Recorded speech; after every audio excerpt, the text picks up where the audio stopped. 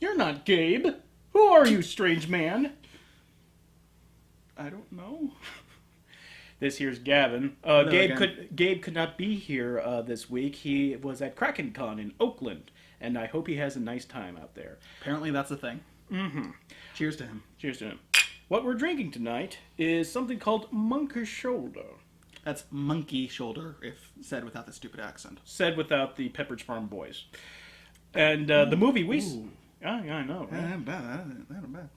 Yeah. It's like apricots. Yeah, I'm getting a little bit. A little bit of apricot, a little bit of fruity notes like grape, I want to say. Just white grape. Let it rest in your mouth a little bit. Okay.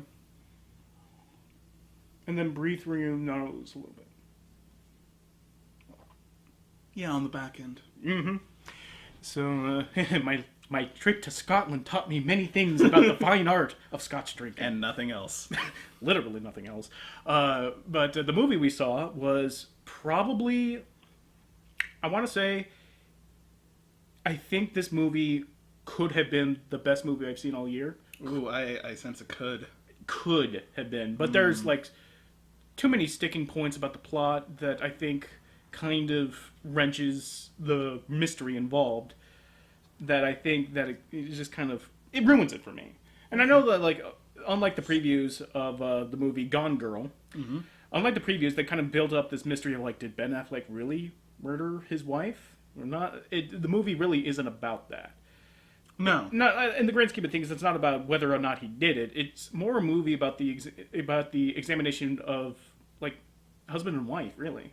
Gender and also gender the celebrity culture around these kind of murders. Mm-hmm. And this forced need to hold the status quo as far as the American dream.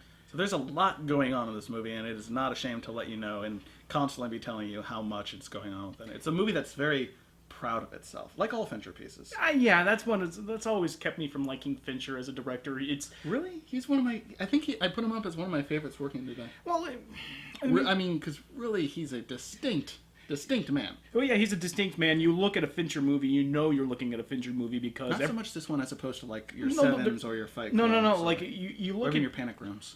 Oh, Panic Room. I think that's sort of like that's his one movie that he just kind of shoves off to that should have been Girl with the Dragon Tattoo. Well, I think that's more of like a studio stunt casting as far as that's concerned. I really don't associate Girl with the Dragon Tattoo with him as a director. I think that was filmmaking by committee, honestly. A little bit. But this was distinctly Fincher, and you could see it in the lighting especially, that hard contrast between shadow and dimly lit, almost yellowish sickly light. You'd almost call it expressionistic, but it doesn't have as sharp a contrast. The lights aren't bright enough. Yeah, the guy loves his shadow. Yeah, and but my little problems with Fincher appear in this movie. Sometimes when characters say something in an ironic sort of way, it just feels like, yeah, we get it. Yes, David. Yes, we know that they're inferring about something else, and I get that that's what you're trying to go for, David. Quit doing it. Oh God, who wrote this movie? Didn't we? I know it was a female writer who wrote it. Yeah. I think she adapted her own novel. This was based on. A novel. Don't. I know this was based off a novel, but I'm not sure if this was the. I recognized her name. I believe it's the same person. Her name will be right here. Thank you, editing. But going back to my feelings on Fincher. I love some of his movies, but that's not because of Fincher. Fight Club was held together by Brad Pitt's charisma and Edward Norton's very fun detachment. And the editing and cinematography. Yeah, and the enema. The cinematography. Yeah. And a reminder to you and the folks at home, I was the one that introduced you to Fight Club. So me and Fincher have a history. Oh, please. I was. I know you were the one to introduce me to that movie, but that was like a movie I would invariably see at one point or another. Eventually, but I brought it to you much sooner than you would have seen on your own. All I'm saying is... I helped elevate your cineast portfolio. You just had... actually drinking.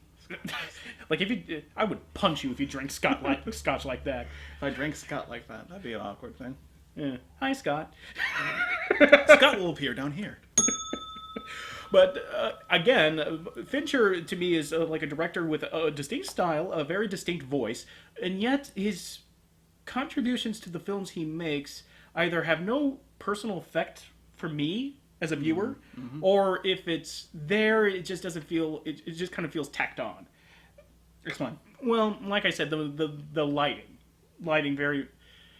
When their scenes are during night, and spoilers, some scenes are set at night. Quite a few of them, actually.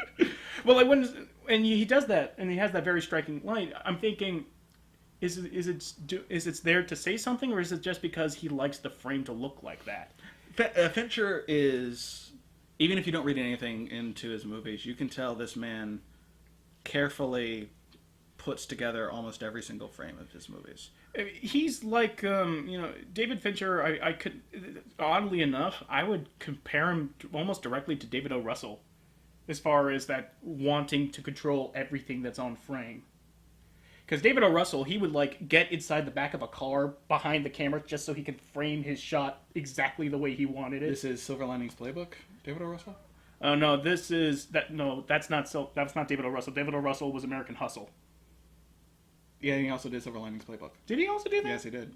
He's a blight on movie going. You're not a big fan of David O. Russell? I am not, despite his name rhyming with one of his movie titles. What about Fighter? You didn't like Fighter? I did not like The Fighter. Really? No, I did not. I tolerated Melissa Leo, but that was the extent of my positive feelings. Well, maybe. I don't like when Christian Bale tries too hard, Yeah. which is why I'm not going to go see X. No. I'm sorry, that's not David. The wrestler. That was. Oh, you're thinking Darren Aronofsky? Oh God, I always get Aronofsky. Yeah. I always get those two mixed up so much. But Aronofsky, you can tell he's trying to mean something with everything. Yeah, and I guess what I'm trying to put like Darren Aronofsky is sort of like the new Fincher in a lot of ways. I think they started around the same time. Well, Pi was early 90s. Well, they may have Fincher came in with Alien 3, right? Did he? Was that Fincher? No, It was a director that went on to get good movies. Oh God, man. When our encyclopedic knowledge of film just combined together, it's just a mess. It's sloppy. We're just confusing each other. God, this is awful. But reeling it back, Bringing us back to the Shire, sir. yeah, bringing us. We went to Mount Doom. Let's go back to the Shire. That's the third time you've said that in as many of these I've appeared in. I'm glad you're keeping track. I am keeping obsessive and it's like The monkey shoulder is getting to you pretty quickly here. Notice encyclopedic. There we are. I can speak English. There we are. But I guess I talked for my feelings on David Fincher, but the movie itself, like I said, like every scene was done very, very well, and the movie kept me guessing as to what would happen next. Mm-hmm. And that's to the movie's credit. It's not. I guess I was strapping myself in for a murder mystery, and I think I was a little disappointed.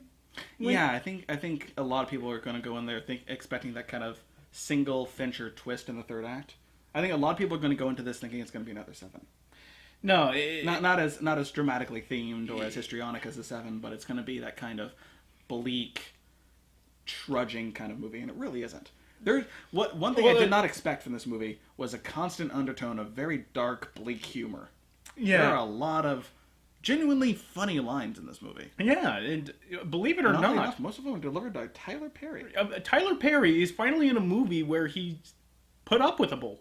Yeah, and I would probably put that to Fincher's credit. The guy knows how to work with actors. Well, yeah, but then again, his role wasn't. I had to ask, why was Tyler Perry cast in this role? Well, Fincher loves to miscast. He loves to cast against type. Not as much as like Louis C.K. does in his television series, but God, yeah. Fincher loves to mess with star text, which is, of course, the greater cultural perception of an actor outside of his work.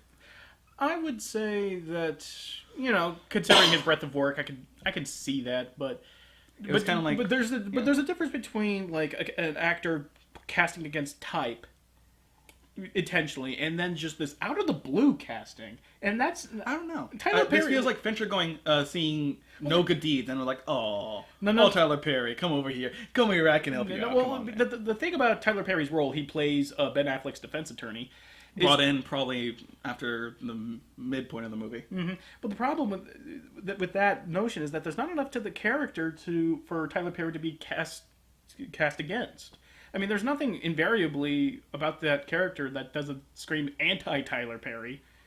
Yeah, and he has probably the least dramatic arc in the film of all the leads are supporting. Really, his role is just sort of he provides a plot line that disappears for most of the movie. I wouldn't call it a full plot line. I would call it a side plot. How about we start at the beginning here and give people some context as to what the hell we're talking about? Oh, well, okay. Spoilers. All right. So, turns out, let's just throw it out right there. Just throw it out. Ben Affleck did not. Batman. Ben Affleck is Batman, and he also did not kill his wife. Why didn't he kill his wife? Because his wife framed him for her own murder. And it turns out she is a murderous, later murderous psychopath on the level you read about. Literally, the level that you read about. Mm-hmm. And but the fun thing about her character, because she takes a real despicable turn. You just hate this woman, but then things start happening to her where her best laid plans start eroding away. And I think that's what separates this movie from in Fincher's hands versus everyone else, because he kept asking so people kept thinking well, this is the end of the movie. No, then this happens. Yeah, well, okay. It's not like a Lord of the Rings where you're like, okay, end. It felt its length, which is about 2.5 hours, but you didn't necessarily want it to end. Yeah, you were kept being pulled along by the nose by a very thin string of just kind of narrative involvement. Yeah, there was always a question you wanted answered. You always, because this movie loves its slow fade outs, and one thing I noticed at the very beginning, Fincher always loves very descriptive, unique opening credit sequences. Like in Panic Room, he put all the credits giant on panning shots of buildings. It's almost like they open into Koyaanisqatsi. Yeah. And for this one, the credits are very small. Like if you watch this on a standard definition TV later, you're not going to see most of these. And it pipes in very sharp and then fades out. So most of the time, if you're not paying attention, you're going to miss a lot of these. And that's mirrored in the earlier parts of the movie. The way we're introduced to these characters and we see their romantic involvement go from their meeting to their eventual marriage, we get the very basic cliff notes of a love story. Like we get the moment that they meet, we get the moment where they fall in love, we get the moment where they realize that they can tolerate each other, we get the proposal. That's about it. But they're all very short scenes, and they very, very meticulously used. There's not a wasted second in there. It'll go there, fade out, we're moving on. Mm-hmm. And I like the way that this movie this movie takes this character of Ben Affleck's wife, and I wish I could remember the actress's name. Rosamund Pike. Rosamund Pike, I believe. I may have been mispronouncing the last name, but marvelous work. Yeah, she was. At times, she had to play innocent, she had to play fun, likable, and then, psychotic and sociopathic and victimized. And she had to run the full gamut of human emotion, but that was sort of always the point of the movie, was the fact that she was acting. She was always acting to be Ben Affleck's idea of a dream girl, of her being the cool girl, the one that, can joke around with the guys and then give up the ass at the end of the day. Yeah, the idealized version of Ben Affleck's woman, of what he hopes in his ideal partner. And I like that notion and I like thinking about that notion of how people tend to act like the best version of themselves to attract somebody else.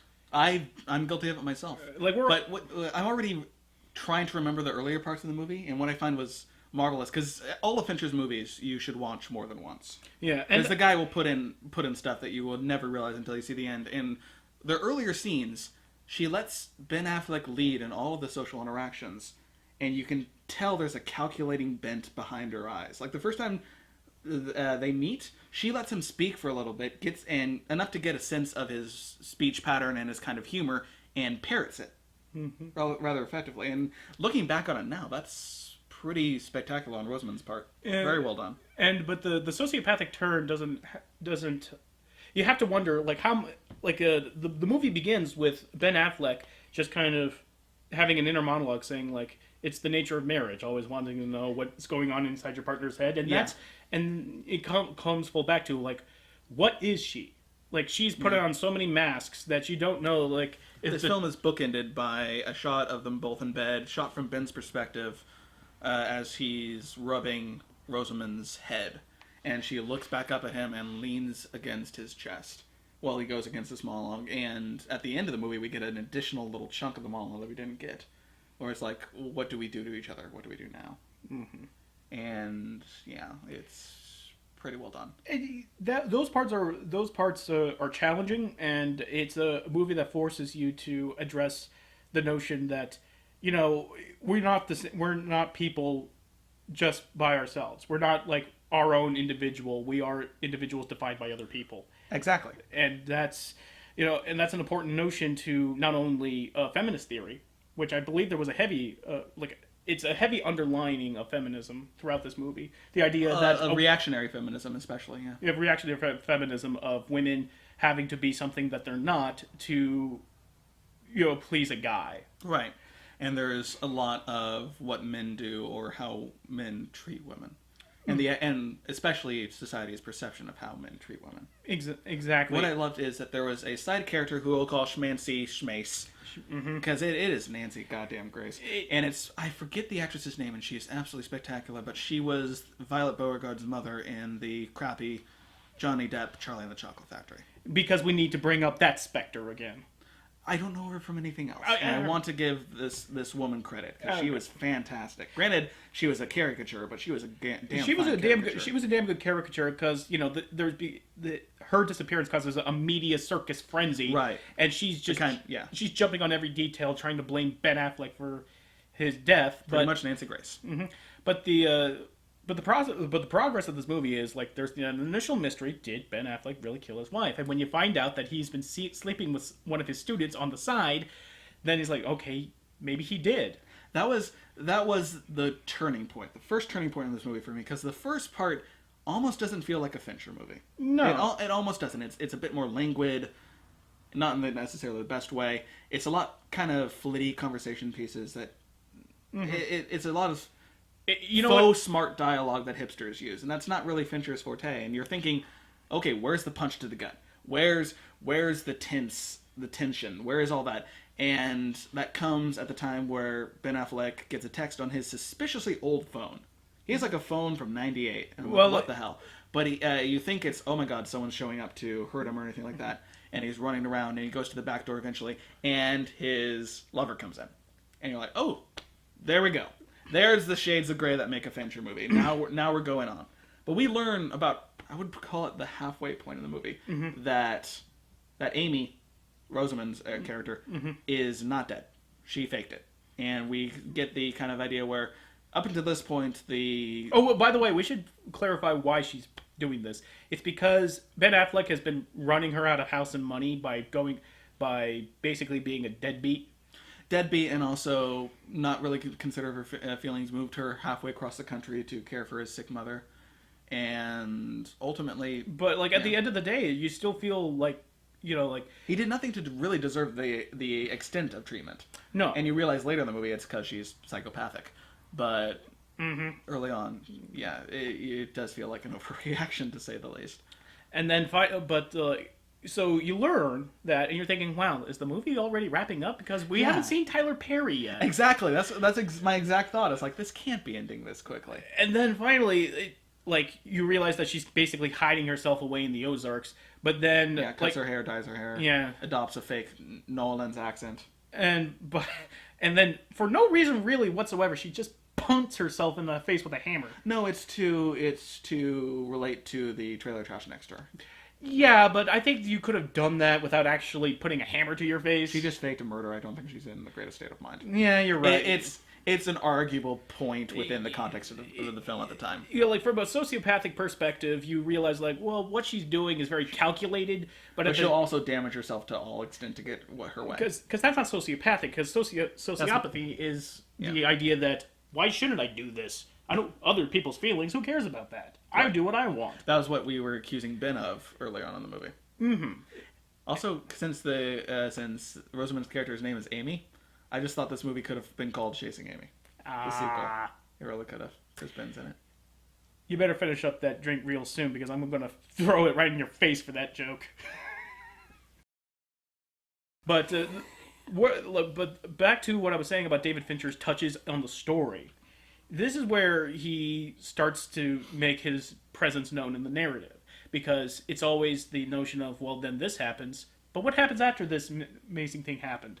You realize that, well, she lost her money because some trailer trash, Ripped it off her. Ripped it off her once they realized, hey, she's got hundreds of thousands of dollars. Well, rather, she's got like a few $1,000s in a purse. Yeah. So now she's out of house and home. Now she has no money.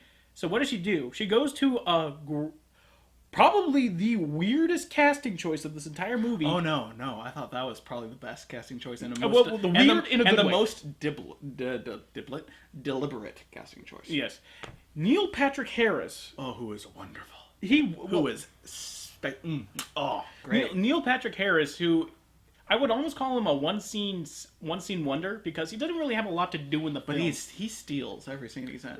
He's almost like Alec Baldwin in Glengarry Glen Ross. No, okay, well, to that degree, but a performance I want to link and a movie recommendation I want to give you guys is David Hyde Pierce in Perfect Toast. No, The Host. No, Perfect Toast. The Host was a Korean No. It's called The Host. Is it? Yeah, it's just... That was Perfect Toast. I'm pretty sure it's The Host. It's one of those, it'll appear down here. But yeah, I've seen that movie, and... Great. Yeah, like, I did see a lot of David Hyde Pierce's... Well, here's the thing with... Like, David Hyde Pierce in that movie, he was delusional. True, but both he and Neil Patrick Harris here internalize and physicalize their character in the same way. A lot, but I think it was a little bit more... I hate to say it, but it's a little bit more obvious. For Patrick Harris? Yeah. Yeah, but it's meant to be that way. We're meant to be misled by him. Yeah, but the point of...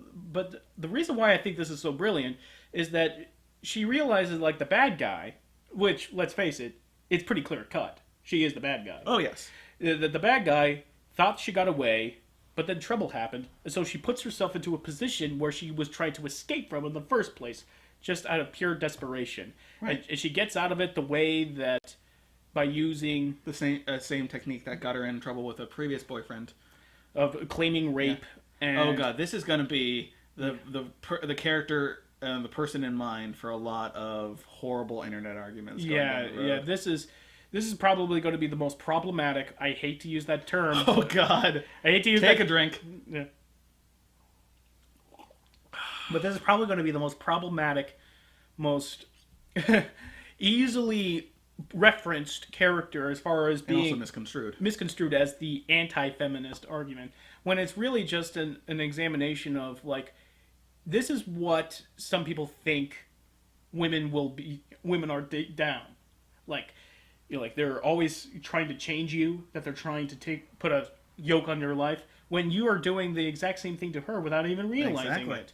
Precisely. Like, or at least expecting the same of her. Yeah, like, and Ben Affleck is just constantly bemoaning, like, during the marriage, like, she's giving me all these clothes I don't want to fucking wear. Everything I do is never good enough for her, and that's precisely what he wants. Well, it's not that it's what he wants, it's that it's what he's expected of him. He realizes that expectation towards the end of the movie, I feel.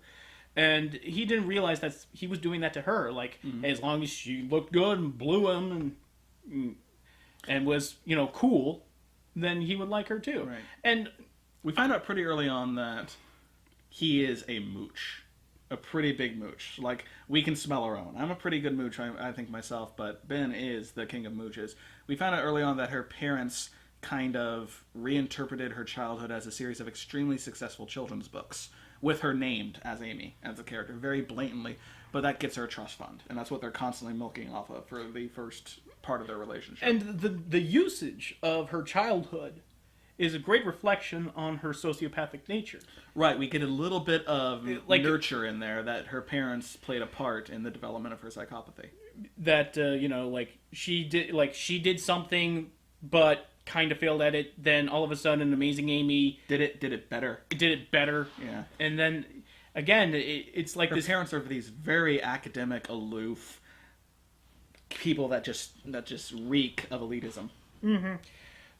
But again, this is where kind of like the point I think needs to be made. But on the other hand, I think the point that the movie fails to address is the fact that what is wrong with being attracted to a certain type of person, as long as they're being genuine about it. You think that's a point the movie fails to address? Yeah, I think that's it's painting a broad picture that like the relationship between men and women, especially men and women, is that it's a mutual lie, as it were. Right. Like women pretend to like sports or pretend that they can crack a fart joke and enjoy fart jokes and Pretend to like blowjobs. And it's not like that there aren't women who like to crack fart jokes genuinely and like to give blowjobs. I mean, I know I like the thought that they are orally pleasing their partner. May not like the idea of being down there in those sweaty balls. I'm sorry, ladies. We can't help but sweat down there. You have our sympathies. Now get to sucking. I am not clinking to that. I was with you until you closed that shit with horribleness. Just horror. You had me here, and you drug me all the way down to fathoms below what I could accept. Well, it's actually interesting that I brought that up because one of the very first sexual acts we see the Ben Affleck and his wife perform is cunnilingus. Where? Like right at the almost after they met and they like had a date, they go sleep and Ben Affleck is performing cunnilingus on her. Ben is eating her out, right? Yeah, so it's interesting to see that, it's not that he's being selfish and wanting fucking. It's like at the beginning, he was all about, like, I want to please her. I'm coming to the table with my own thing. I'm going to try and do my part. Yes. And then we see later the progression of it as they're married for a while. He's just taking her up against a mirror, shaking it. They're both completely clothed. It's passionless. It's dry. And he just walks away and talks about going to Outback.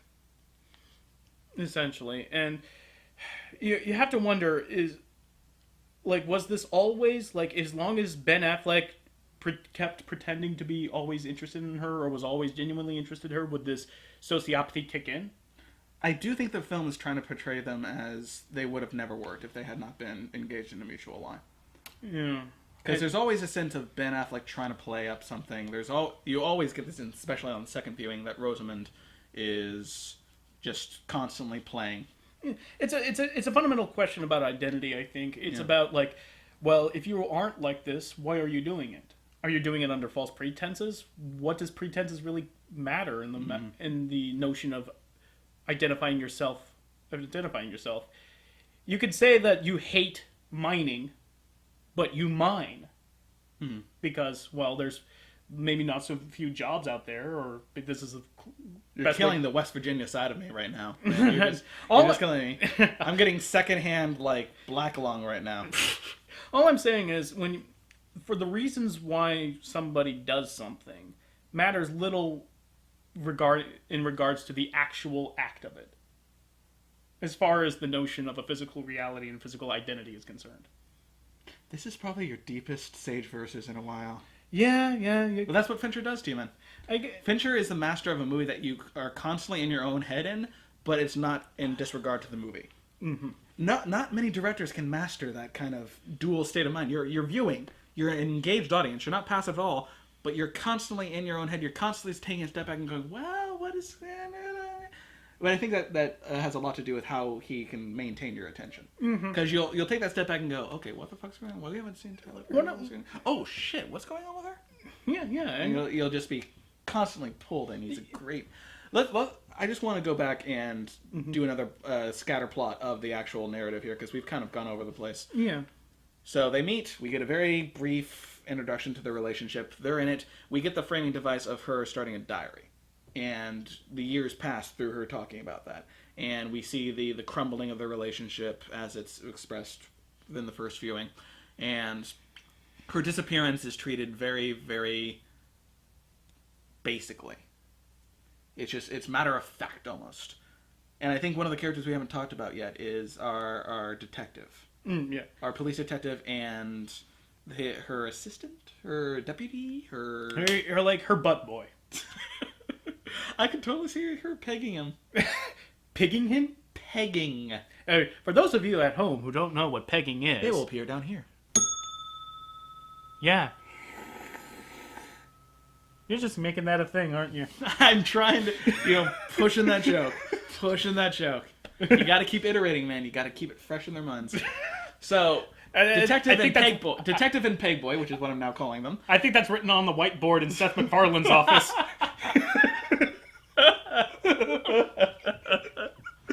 I had to get it out there. Deuce? Yes, indeed. So, Detective and Peg Boy, which is now their title and the title of their 70s sitcom, comes in and start investigating him and quickly gets suspicious of Ben Affleck. Yeah. And this is up until the point where we reveal that she disappeared. And what I love about the detective, and what I recognized right off the bat, is the detective in the earlier part of the movie, for the first half, is rarely seen without a coffee cup. She always has a coffee cup on hand. Mm-hmm. I have yet to realize what that means, but when I do, it will appear down here. But no, it won't. No. But that was an identifying mark for her character, and she begins the investigation. Yeah. And it's quickly discovered that this is a bullshit of a crime scene. Like, this guy was either completely inept and doesn't realize how suspicion works, or it's completely faked. So that's where the mystery begins to leak out. And once Rosamund, Amy, disappears, we realize that we get a second inner monologue that sounds the same as her diary, but it's about how she faked it. And it truly is wonderful. And this is where the humor comes in. This is where the first genuine funny scene, because she's just dryly explaining how she does it. And she's talking about, step 1, befriend a pregnant idiot. And it shows her just making up this fake relationship with her pregnant neighbor. And it shows how she emptied her toilet and then stole the pregnant woman's pee when she went over. And it's just so dry and lovely and amazing. And I really love that scene, that explanation scene. Actually, my favorite scene is towards the end of the movie where she's watching Ben Affleck give an interview with somebody who's just like a shark trying to find... Yeah, and that's... Oh, God, Mariska Hargitay? No, that's not Mariska Hargitay. Isn't it? No, it isn't. Maria Shriver? Might have been Maria Shriver. I confuse them frequently. So I believe it's one of those two. Yeah, but it's not Mariska Hargitay. Okay, I could say that. Because I watched enough Law and Order SVU. I'm sorry. To know it. I'm sorry. It used to be my favorite show back in the day. It's okay. You're among friends right now. That show raped me! Well, it is Law and Order SVU. Huh? Rape jokes! This will be the title card. Okay. But my favorite part is that scene where she's basically falling in love with him again because he's lying. Because his manipulation tactics. Because he's eating creme brulee, just like, oh. And Patrick Harris is just like you're getting fat. I don't want you to get fat. That's another misdirection. So she goes on the lam. And she befriends this trailer trash that eventually robs her. She calls Neil Patrick Harris over. And Neil comes in around the time where they're originally doing the manhunt. He shows up to one of the volunteer shelters and disappears quickly without actually ever doing anything. But he comes back later as a former lover of hers that she ran out on and created a story of him being a stalker. Well, we don't know if that's not true. Okay, I'm basing it on the fact that she made up 2 other stories about her current and ex-boyfriend. But considering the behavior that he exhibited, I think that she's not stretching the truth that much. He was one of the biggest misdirections of the movie. Yeah. Because why I say Neil Patrick Harris was so good is eventually he appears the dupe. He appears the rebound guy. He appears to be the what's the term? The whipped boy. He does everything she asks of him, and she says, "I'm going to put you in my lake house." And they take the time to show just how opulent and rich this motherfucker is. Yeah. This is his 3rd house, and he's talking about how the floors are heated. He's talking about the steam shower. I half expected him to open a door and just say, "And this is where I keep my tigers. Yeah. This is just my tiger room." So he comes in as a dupe, but then you realize that the more scenes they have together, he does seem to get a little possessive. He does seem to say, "Oh no, you're going to stay here. I'll get everything you need. We're going to go back to how we should have been." And you realize that this may be her comeuppance. She may be trapped in this relationship where she becomes the plaything that she made Ben into, or that she actually felt she was the entire time.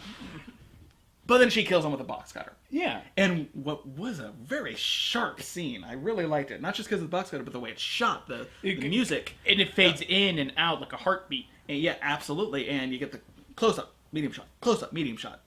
Really great. It's almost Hitchcocky, and I love that scene. I want to ask you a question. Because like Girl with a Dragon Tattoo, and like Social Network, the score of this movie is done by Atticus Ross and your favorite musician ever, Trent Reznor. So, where's the monkey shoulder? don't you want to get the glass? It's over here. Okay. I thought you were just going to be like, gulp. No, I'm not going to. Get a little bit of top-up? Yeah, you want a little top-up? A little bit of top-up. So, how does this compare? Knowing that this touched the hands of the Tim Burton of music. I will say this. Trent Reznor, when he's scoring a movie, is infinitely better than when he's making pop music. Or he's making rock music. Because, one, he doesn't sing. One of my biggest things about Trent Reznor as a musician is that he always has this kind of voice. It's both sneering and whiny. Do you want to bite the hand that feeds you? God, fucking shut up. I want to punch him with a brick. I hate his singing voice. I really, really fucking do. And despite the score seeming like all three of those scores could be like from the same recording session, and they're just using the same cues, because it all feels very similar. None of these movies feel like a distinct score. But somehow that's not a bad thing. No, it's not like... Because they work so well with Fincher's script and the scenes that they do. Here's the thing. It's use dictating art as far as the music is concerned. Yes. It's like the music is orchestrated to punctuate the visuals. And that doesn't make for a distinctive score. Like, you would never want to have this on... You wouldn't want this on, like, a CD or... To be fair, I do have the Social Network soundtrack on CD. Well, that's because it has that freaking cover of Creep on it. No, I actually hate that cover. It's because of the version of In the Hall of Mountain King they did, and it's for the opening track. Oh, okay. When Zuckerberg is going through the Harvard campus at night. Very good tracks. But this isn't like John Williams. Certainly not like John Williams. Certainly not John Williams. No. But like, if anything, like halfway between John Williams and a porno soundtrack, Trent Reznor and Atticus Ross. No.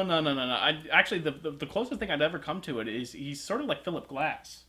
Very minimalist in his approach to music. And depending on the track, a little bit of Bernard Herrmann. I could see it. But again, Trent Reznor, he doesn't sing, he doesn't write lyrics to this music. So all we get is these rough, grating instrumentals. It's like they took a chain link fence and somehow digitized it and made it into music. That's what it feels like to me. That's not unfair. That's not unfair. But I think the one thing I'm going to take away from this movie, other than like, hey, I'm being challenged. This don't happen much here in these movie theaters. I saw Transformers in the same theater. No, actually, no, I didn't see Transformers in the exact same theater. I saw it in the same multiplex. But I didn't see it at all. I'm smart. You know what? At least I have a story. A story that you could never tell. Unless I see the movie. Unless you see the movie. You know what? That's a life experience I have that you don't. I also got, a nail through my foot. And that's a story that you don't have. And I really would prefer not to have that story. You know what? That's a fair point you make. Also, fuck you. Other than the fact that I was being challenged, the thing I'm going to take away from this movie is Ben Affleck has been shit on as an actor for the past. You just said an Egyptian cat god. No. For the bast. You did. Bast. Ben Affleck has been shit on for the Anubis decade. The Bast is not her name. It's Basticus. No, not Bastille. No, Bastille. Bastis. Bastis? I think it's Bastis, but it's part of her name. Regardless, Ben Affleck has been shat on for the past 10 years. Ever since... Easily. Yeah. Since at least... Jersey Girl. No, even before that. It was for Geely. Since Geely. Was Geely? Yeah, Geely was before Jersey Girl. Since at least Geely. To be fair, that movie was shit. Yeah, for a decade, he's just been a joke. And then Until Argo. Well, until the town. Then the town happened. And he's like, well, he's starting to get back into that. Now he's a director. Then Argo came out, and I'm like, oh, he's an actor too. He's an actor too, and a director. And then all of a sudden, you thought, wait a minute, could he act without directing? Because he directed the town, and he also directed Argo and acted. So I wanted to see him go inside a role that he had no directorial control over, no writing over, and where he yielded it to another person. And you know what? He was good. Oh yeah. I don't believe the hate against Ben Affleck. I think a lot of that was misdirected from Jennifer Lopez. I've never thought that Ben Affleck was a poor actor. He's been in bad roles, but those bad roles seem to be contained within largely bad movies. Well, I compare him to old Hollywood, where it's you never really believe that he has become the character. You never believe that he stops being Robert Downey Jr., or he never stops... Argo, I felt a disappearance. A little bit, but I think that's because of the physical transformation. A lot of it had to do with the physical transformation. Here, he looked like Ben Affleck. Very much did. It looked like he was on a training break from Dawn of Justice. Batman v Superman. Mm-hmm. Again, but you may have to blame Fincher for that one, because Fincher probably used it no, use your Batman physique. You be all Ben Affleck. Well, that's a pretty steep training regimen. I can't imagine he would just cut that out. No, but I'm saying I want you to look like Ben Affleck, or at least a Hollywood idealized version of Ben Affleck, because that would help to sell the theme of lies. It's helped to sell the theme of media. I would not put that past Fincher. The man exercises a very strict control over a lot of his elements. But again, Ben Affleck... Very good. Ben Affleck There's not a bad performance in this movie. Really. Not really, no. I wouldn't... Well... You know who we haven't talked about yet? Yeah, who? Margot, the sister. No, we haven't. And that's a real shame, because she really does tie a lot of the early part of the movie together. She is what we humanize Ben Affleck's sister in the movie. She is who we humanize Affleck's character through. Mm-hmm. By association, we realize that he's not a completely bad guy, and that's where our suspicion comes from, that he couldn't possibly maybe not killed her. Yeah, when his sister finds out that she's been cheating on his wife with another woman, he's just you lied to me, you lied to everyone. Oh, she's heartbroken. She is. And oh god, it's Cammy or Cameron Kuhn is the actress' name. Last name Kuhn, first name begins with a C. Cameron, can't really remember. Maybe Carrie. Yeah, I love the fact that she was she was his twin sister. Yeah. And she does not look like Ben Affleck in the slightest. Well, maybe if he didn't have the superhero muscles. If he didn't have the superhero muscles, the chiseled jawline, I love how covering the chin butt was a plot point. Or at least it was a recurring character motif, where they casually... Oh yeah, so it was so subtle too. At the beginning of these, Rosamund says, I can't take you seriously, it's probably your chin. So he covers it and says, oh, I want to be honest with you, I'm such a good person. And they bring that back through at the end of the movie, and you're like, holy shit, I remember that. Mm-hmm. It's subtle. So good. It's not like that bullshit face off where No, but it's just and when he's doing the interview with Shriver, where Rosamund eventually watches him, he does a callback very, very briefly. Mm-hmm. He gives a direct address to the camera and talks to Amy, and just bloop, real quick, and you're like, oh, I see what you did there. I see what you did there, Ben / Fincher. Don't you think you're so smart? But anyway, that's just me trolling. God, to me, this movie was shaping up to be probably the best movie I've seen all year. Yeah, we haven't talked about what detracts it for you. For me, like I said, there's some plot lines, there's some plot points of this movie that I felt, one, it didn't lead to anywhere. Even if I was accepting the notion of a red herring, at least, a red herring, when it's written well, just explains itself away and just kind of disappears out of the plot. But here, it almost seems like a magic wand. This notion that the defense attorney, played by Tyler Perry, says he has 2 FBI agents trying to find her. And we see a scene where where his wife and Neil Patrick Harris meet up for the first time at a casino, a very, very publicly, surveillance place. Mm-hmm. it's a casino. There's not a place where there isn't a camera. Anyway, so, and then there's the scene where this random stranger says, "Hey, don't I know you from New Orleans?" Like, "No, you don't know me." And you're thinking, "Oh, okay, that has to be the FBI agent." That's... Right, because she had faked a New Orleans accent earlier on in the movie. Yeah. And so you're thinking, wow, that's the FBI agent. But it doesn't go anywhere. It feels like there's a deleted scene. My explanation for it was, at least without seeing the extended cut, because there's an extended cut of this movie. Obviously, it's David Fincher. It's David Fincher. My thing was, it was to show just how close they came. It was just not as well executed a point as the rest of the movie. The point is, like, you have like an eyewitness. You have an eyewitness saying that. Well, he doesn't. He wasn't sure. It was. No. He probably did that so he could get a good look at her face. Yeah. So he has to ask her a question so he can look at her face. So it's like, "Don't I know you?" And then they'll walk away. So you have an eyewitness that contradicts the story that she tells after she kills Neil Patrick Harris, drives herself still bloodied, and pretends like it was an actual real kidnapping. And then she does the fake rape story again. And Basically, to explain that point, Ben Affleck hunts down right after he meets Tyler Perry, he hunts down a former boyfriend of Amy, and he reveals, and this is where we get the unfortunate, fake feminist kind of, this is going to be a horrible thing on the internet going forward, is that he tells a story about how she faked a rape allegation against him, and how he's been 8 years a sexual offender since. So we understand that to the point where when she does it again, we realize she's falling back on an old tactic and she's weakened. She does that same thing with Neil Patrick Harris. It's very sad. Yeah, it really is. But I love the methodology they show.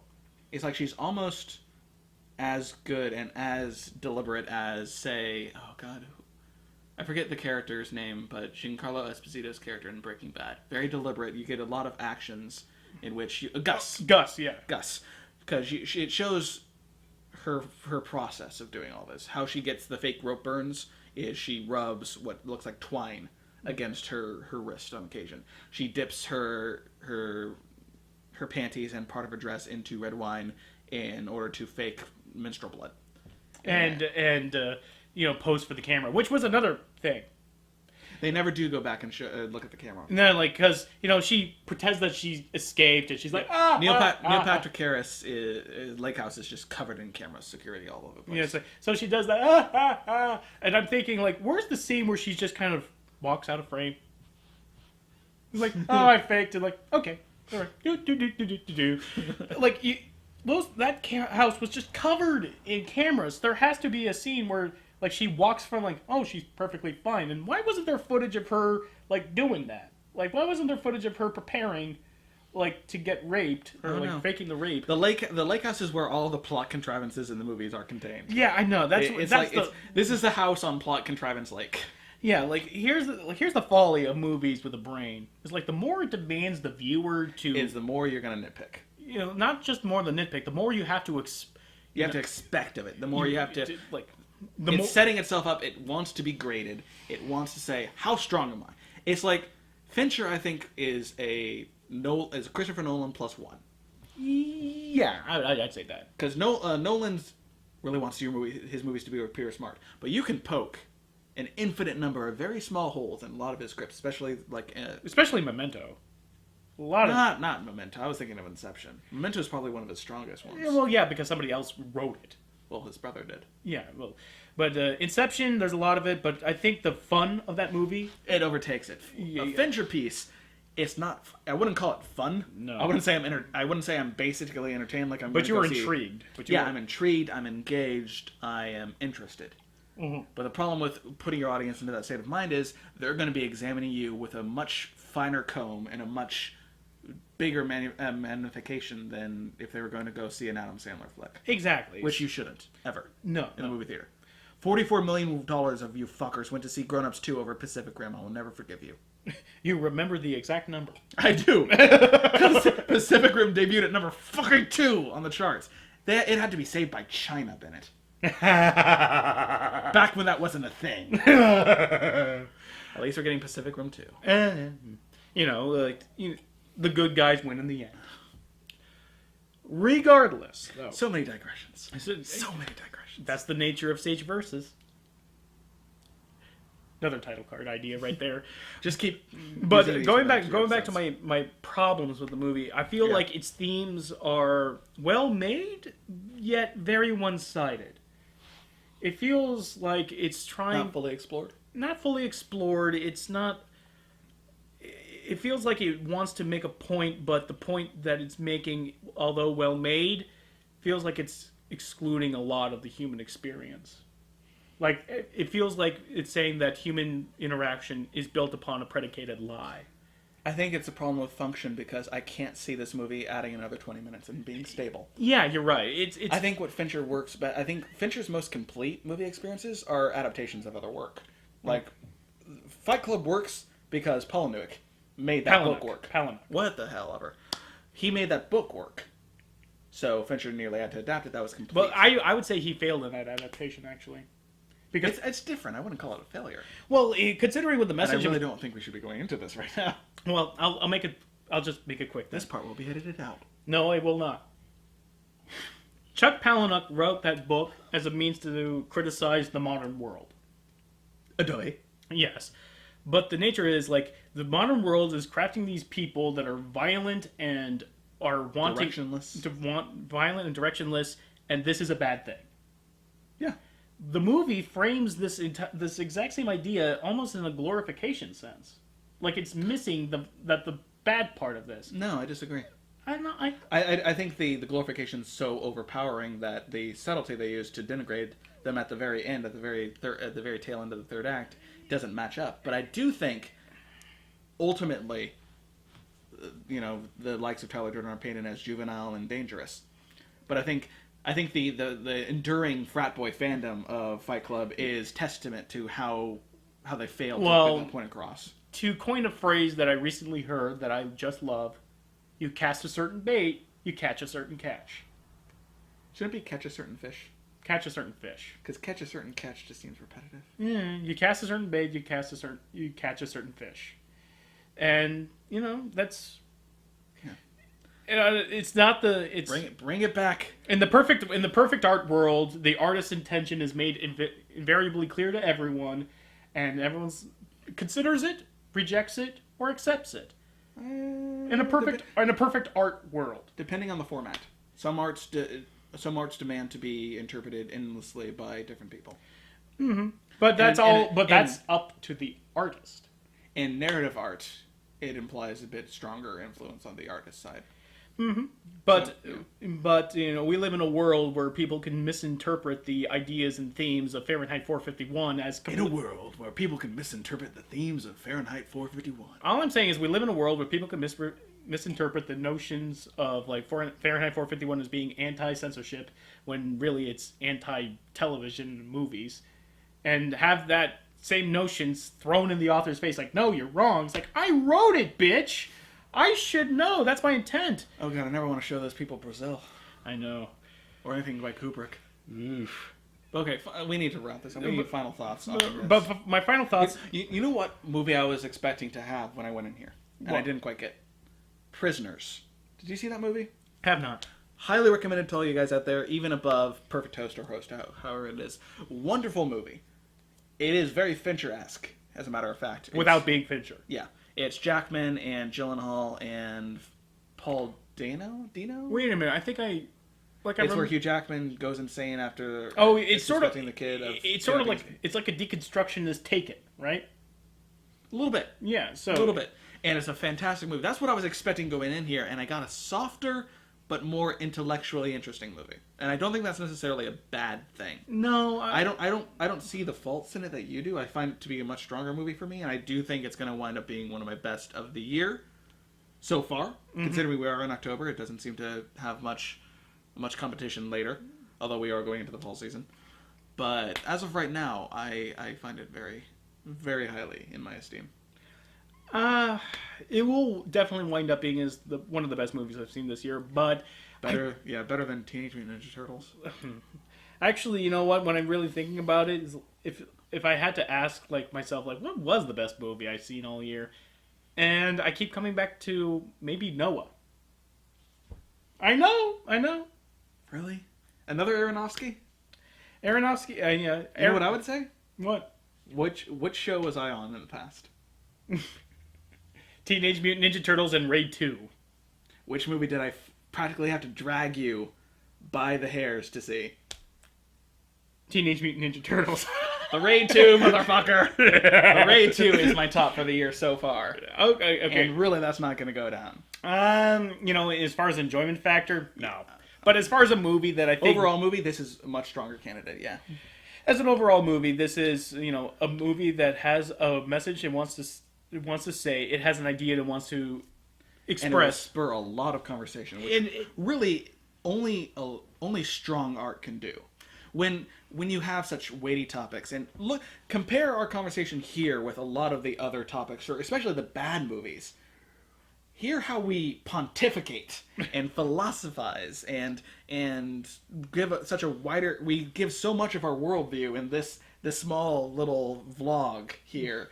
Then you'll learn anything. You won't learn anything about us from watching Teenage Mutant Ninja Turtles, or from oh god, any of the movies you saw that were shitty. Any? There's been many. When you have to go see a movie a week, you can't really let taste dictate. You know what's the sad thing? I was thinking about the end of the year is coming up pretty fast. I'm gonna have to do a top 10 best worst. It's like, well, I got my top 10 worst pretty much figured out. Have I seen 10 movies that are actually good? You need to go see Box Trolls. I'll get on this. You don't like the stop motion? No, it's not you that. You don't like the Leica? No, it's not. You like Paranorman? I like Paranorman, but I don't want to see Box Trolls. I don't want to see a movie with a theater full of kids. That was my mistake. You see, I'll wait for that to come up on Netflix or DVD. If you go to it in the last week, I can guarantee you there's not going to be many kids. Because by that time, there will be another kids movie taking all the credit. Because Alexander's not good, very horrible, not very good day is going to be out, or whatever the fuck that movie is. Well, then again, there's another movie coming out the exact same day as that, and I'm probably going to see that over Alexander. Oh, God, next week, I think it's... it's going to appear right here. So that's the movie that I'm going to see next week. But thank you again, Gavin, for filling in. Real quick, I know I'm cutting into your... All right. We need to rank this in terms of Fincher movies. Where are this? Oh, God. So you and your ranks. All right. You were just talking about top 10 best worst. I did not bring up the ranking point. All right. Start at the bottom, the basement, the worst Fincher movie for you. For me, Girl with a Dragon Tattoo. Panic Room for me. Panic Room's next. Oh, God. Then Girl with the Dragon Tattoo for me because... So we're just flipping the bottom two. Then probably Social Network. Oh, I put that higher. I would put that below Fight Club just because of how iconic it's become and how much I had just visceral enjoyment. I would put that higher. I would put Gone Girl beneath Fight Club, but pretty high up there. I would imagine it's in a neck and neck battle with Social Network for me. Fincher, if you ask me point blankly what was a better movie, Social Network or Gone Girl, because I think that's a fair assumption. Yeah, it really is. I'd say that Aaron Sorkin's writing grated on me, but Fincher... Yeah, you're not a Sorkin fan. I am not. And yet you own The West Wing. My father owns The West Wing. Thank you very much. To be fair, that is Sorkin at his best. At his liberal, escapist, glorious best. Well... For those of you who have been pestering me about it, because I have been pestered about it, I don't like Aaron Sorkin because he has the inability to write characters that differentiate from himself. They're always fast-talking intellectual types. So he is not the reincarnation of Paddy Chayefsky for you? No, he knows how to write one type of character, and he does it very well. But, it makes him a niche screenplay writer in that regard. It very much is. I go into it with wanting the same kind of base enjoyment that most people go to see Family Guy in. I want to go so that the little part of my liberal brain way back in there on the reptilian stupid side of my brain just gets that little tickling oh, newsroom, they're talking about liberal hindsight. And oh, we were right all along about Iraq and BP and oh, how gloriously awesome we are. Well, that's... And how right we are and how righteous we should feel about it. That's what Sorkin tickles. So, all that taken into account, you would still put Social Network as higher than Gone Girl. I'm having a tough time with that because Gone Girl has none of my Aaron Sorkin hang-ups. That's true. Although I do love Sorkin and Social Network. Better than The Newsroom. Mm-hmm. Yeah. And man, can Jesse Eisenberg rattle off that Sorkin dialogue? He's like another, oh god, what's her name? She played CJ in The West Wing. Oh, I know who you're talking about. Don't try to. She'll appear down here, and you should go to her IMDb page and watch every single goddamn thing she's been in because she's spectacular. Even Mom. Fuck it, even Mom. Fuck it, even Mom. Oh, God, no standards with you. No standards. I will support artists that I love, and she is one of them. Even though I can't remember her name right now. You must really love her. But regardless, Social Network annoyed me more because of all my hangups with Aaron Sorkin, and a lot of it is very. I felt that was more Sorkin than it was Fincher in some regards. But I think this was a movie. But I think that was a movie that had less plot problems. And it was a story that was better told. Say what you want about Sorkin, but the guy knows how to sew up a plot structure. Beginning, middle, and end. Yeah. It was a movie that felt like it told its story and explored its themes cleaner. Yeah. So well, I think at the end of the day, I liked its performances better, regardless. Really? Despite it, because you're putting Spider-Man and Justin Timberlake above Affleck and. Well, because Tyler Perry. Because it fit within the narrative. It fit better, I think. I think I'm going to stick with my nebulous, depends on my mood. One of these will overtake the other. And I think that's a place a lot of people are going to be in. I think that's a fair point to make. Cool. So would you recommend this movie, Ben? Oh, I would definitely recommend this movie. And I would too. I mean, this is a movie that is more intellectually enriching than probably any other movie I've seen this year. And I've seen art house. You've seen Under the Skin. I've seen Under the Skin, which, I've gotten a lot. You got so much art critic hate for that. Yeah, I know, because all of a sudden, because the guy directed Sexy Beast, suddenly we have to like it. Other than hey, you do realize that a lot of the things that we make fun of for art house films are used in earnest here. Shots that go on for way too long. Right. The completely zoomed out. There's what am I looking at? A blob in the middle of white. An extreme long shot? For 30, 45 seconds at a time. Yeah. But I think to see this movie is to be involved in the inevitable conversation about it in the months to follow. The Academy loves Fincher. So if you don't see this movie and you're a fan of the Academy Awards, you like talking with your film buff friends, you're going to be missing out on the chief component of this fall season. I can guarantee you, this is going to be one of the most talked about movies of the year. It already is.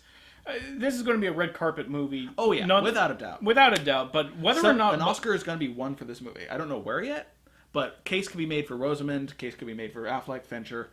Not for Ross and Reznor, but... I will say that Affleck does not deserve the Oscar, but his sister does. Yeah. I think his sister, or at the very, very least... Rosamund does. Rosamund's going to be a chief candidate. Affleck will be nominated, won't win. No, the dude's going to be Batman. Yeah. Fuck it, he's already won. Yeah, but there's going to be a lot of nominations. There's going to be a lot of wins for this movie, and it's going to be one of the things that all of your film buff friends are going to be talking about. And for that reason alone, let alone it being one of the most intellectually engaging movies of the year, it is highly recommended and practically mandatory for you to see. Yeah. I wouldn't say that I wouldn't say Fincher deserves Best Director for this movie. I still think that Aronofsky does for Nolan. It was a good movie. It was a great movie. It was a good movie. Great movie. I admit I cried a little bit when one of the rock gods flew up and the other one said he's been called home and all that. I'm not going to put it as one of the best movies. Listen. I thought it was fantastic. I don't think it was orgasmically delicious. 6 months after I've seen the movie, I can always say to the fact that this is weird. It is bizarre. It is bizarre. This is distinctly Aronofsky, but it executed every single one of its ideas almost flawlessly. And just in disregard to all of the inevitable controversy. Fuck you, here's what I do. This is what I do. That was brave. Drop the Bible, drop the mic, I'm out. Yeah, that was fun, brave filmmaking. And I think it needs... And you would prize that above intellectual engagement. Yeah, because you want to support it. Because I want to support it. Because I want more films like that. I want more... You want more films with testicles, Bennett. You want more films with distended, hanging sacks. And just begging you to kick them. It's go ahead. Yeah, kick these balls. See what happens after. It's too high of a shot, Bennett. You're going to have to either get up or something. They can't see it. The testicles will appeal down here. Regardless, I use that term a lot in this show because, you know, When you and me, A lot of- digressions abound. you know, like this is us on down our path of discussion. Thank you for reenacting all of our behavior when we were 4. Yep, pretty much. That's the monkey shoulder talking. But I want to thank you for making the drive up here, technically speaking. Yeah. So I wish we could do this more often. We may just. All right, because now you got a car. That's a little detail for you people at home. Till next time.